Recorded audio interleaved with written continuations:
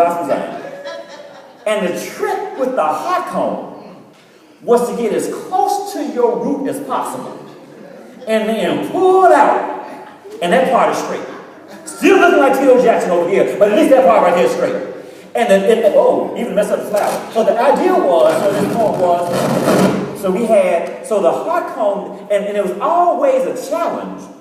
Because, you know, if you had somebody in a place where, like, mama was, you know, like, in my case, now, let me just be clear about this. If all the men in here were cleared, some of us don't have hair right now because we burned it out. Because what happened, because it wasn't just the women that were doing that. So, because I remember my mama called me one time now, and so she called me down, and you know, y'all saw the asshole last week, and it was pretty. But my mama was on the phone, and she had some, you know, especially around your ear. You gotta watch that thing. And mama on the phone like, girl, and she got this. Now the hot comb is hot. It's been on an eye that's orange. It is now orange, and it's that close to my ear. And she's like, girl, and when she said girl, I started smelling something, and it was smoke from my hair. So the idea was so hot comb. Now let's look at the order now. Suppose you got your hair pressed with the hot comb. Then washed it, then put conditioner in it. What's going to be wrong with that? Everything is jacked. Because all of the things to have it all laid down, fried down, laid to the side, that thing is over as soon as you wash it and then put it. So the order would be to wash, then condition, then hot comb. Is that all right?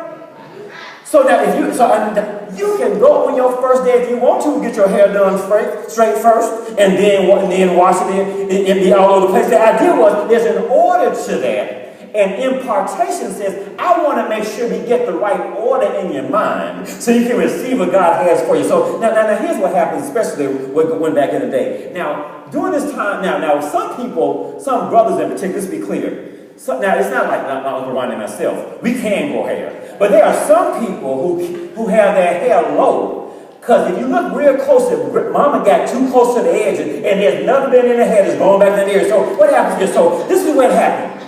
So you started off here. But what would happen if you went through here and spent all that time getting it blow? You know, back in the day, blowout kit and all that little Jerry juice and all that. So what happened? Now, what would happen if it got wet? There you go, right there. The water, it just even changes to a woman. The idea was to just shrink it all up. There has to be order. And what impartation says, I want to make sure, God says, I want to make sure you understand the right order. I want to make sure you don't get things out of order. Because if you get things out of order, you're not going to receive what I have for you. And I got too much my son died for you to have. I got to make sure you have every understanding in order. So God is saying, I'm going to impart into you. You can put all this back in order. So this idea, impartation. Now this imputation part, imputation. And let's be clear about what we talk about. This is, again, there are volumes of books written on this. But to summarize it as succinctly as possible, read this with me, please. Let's do what? To charge. Now look, it doesn't say just to charge to an account. It says to charge to another's account. There is a charge, but where is it? On somebody else's account. The charge had to be made, but it's not on our account. It is charging to another's account. So last week we talked about this. So whose credit card is it likely that this young lady has right here? Mom and Dad. It's not hers. That's why she's smiling. So the idea was, and all the kids that are there, as we think about this, and again, we spent some time last week talking about this, because children tend to act and respond like money just grows on trees, and they'll hit you up for $200 on Monday. That wears off by Thursday. Want to hit you up for another $400, and they think the credit card is this access to unlimited money that's going on as well. Amen. Come on, parents, to unlimited money. And so, as children are growing up in particular, they're not understanding. Parents are trying to make the decision between whether or not I buy you some jeans with somebody else's name on your behind, or you eat. Whether or not at this point, Now, you want to go out here and you want to go to Zaxby's, you better go back and get some spam. Yeah, so all these decisions are being made, and parents are trying to manage that and still try to keep folk happy. And in every situation, there's always, so as children growing up, so I just remember, this is our oldest one right here, Erica, growing up. And it was a little hard. And when she was growing up, everything she needed, charged to the account. Everything she needed, charged to the account. And then we finally got, I thought this was expensive enough. This was really getting it. So now, I would love to meet the person that came up with the rule that the parents of the bride have to pay for the wedding. And then they're like, well, we don't let the parents of the bride pay for the honeymoon. Y'all just going to high point. So there all this stuff going on about the parents. And so when this marriage came up, we were very clear. And Erica came up and says, I want to go back and have this wedding. And she was talking about this wedding and thinking about the wedding. And we said at this point, we are going to, here are the number of zeros you're going to get from us. A couple of zeros. They ain't going to be the infamous zero. So you want a couple of zeros. Now, if you want to do something over and beyond that, that's fine.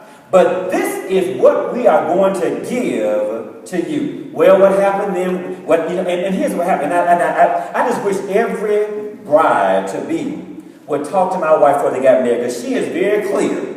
You make your budget and that back.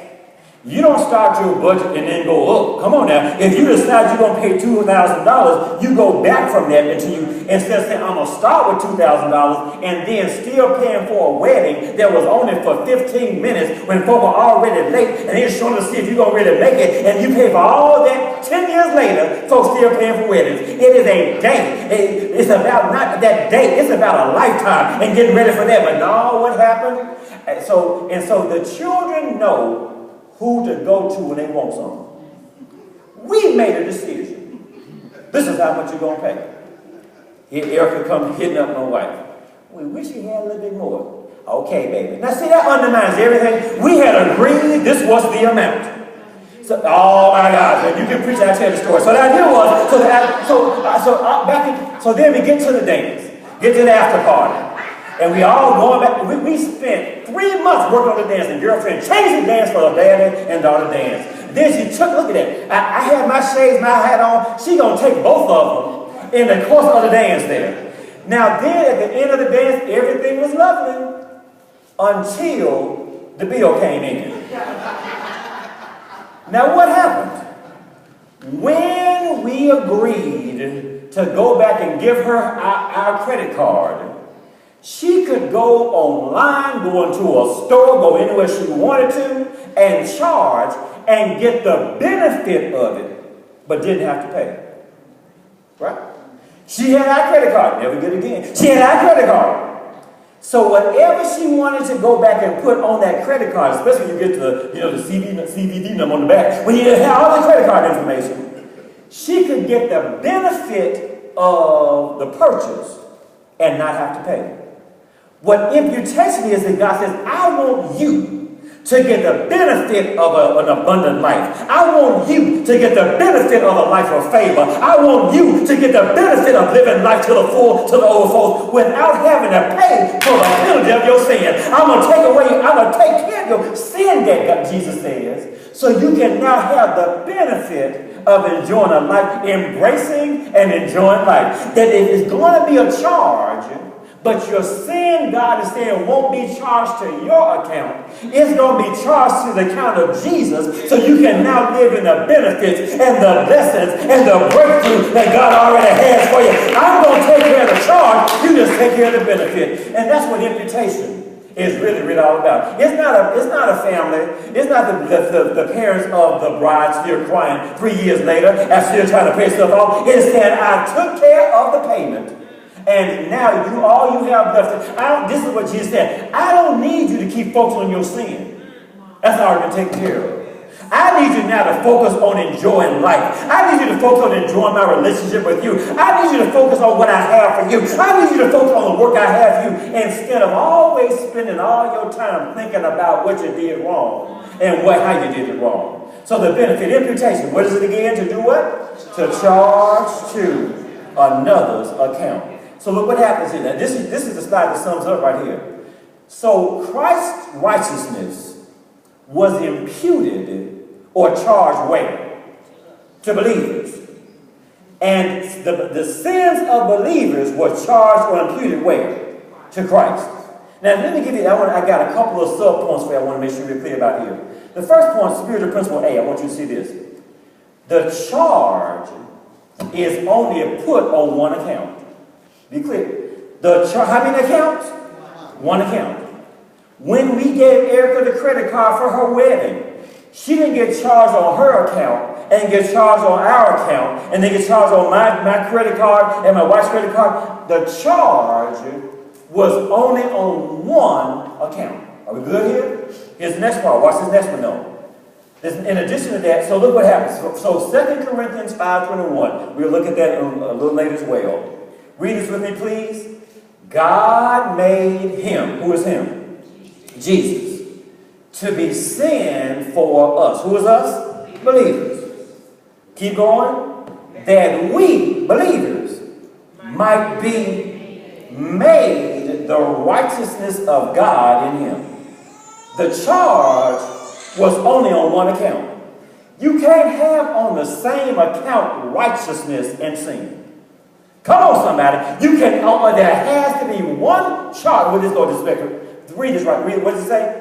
Every account has only 15 charges. One charge. You cannot have sin on the account and righteousness on the same account. Come on, believer. You cannot have sin on the account of our lives and righteousness on the account of our lives. That doesn't happen. It's either going to be all sin on our account or all righteousness on our account. And what is on the account now with a believer? What's on the account of a believer? Righteousness. You cannot have sin on the same account where righteousness is. And you cannot have righteousness on the same account where sin is. It's going to, the charge is only on one account, and every account has only one charge. So to say I'm a sinner saved by grace means they got two charges, sinner and grace. Right? You can't be a sinner. You can't be a sinner and a saint. You can't, even the baby, right? You can't be pregnant and not pregnant at the same time. Women, right? The point is, you can't. So there's one account. Look at this picture here. Jesus had on his account righteousness. Then he put his righteousness on our account. And because there was not room for both sin and righteousness, the only thing left on our account is righteousness. So that our sin can now be on his account. You cannot have sin, and this is where, I'm telling you, this is where believers and all of us in here at different points have missed this for life. Because we thought we had righteousness on there when we did right, and then sin when we did wrong.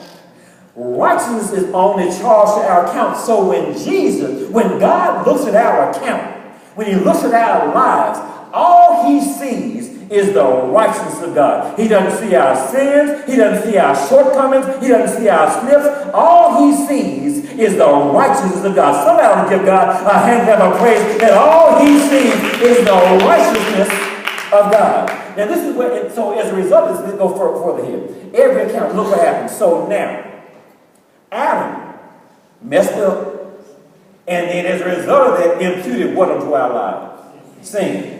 So it went to all mankind and go to condemnation and eternal death. Now Jesus, however, imputed what? Righteousness. He credited righteousness. And then as a result of that, but look what happened. Righteousness is only available to who? What right above righteousness? To what? Those who believe. Then we have justification just as if we never sinned. and also eternal life there as well. So let me go with the second spiritual point. Are we good on that? Imputation. Charging to another's account. What we want to take away from that point? We cannot have sin on the same account as righteousness. Either the ledger of our spiritual life is going to be sin, or the ledger of our spiritual life is going to be righteousness. You can't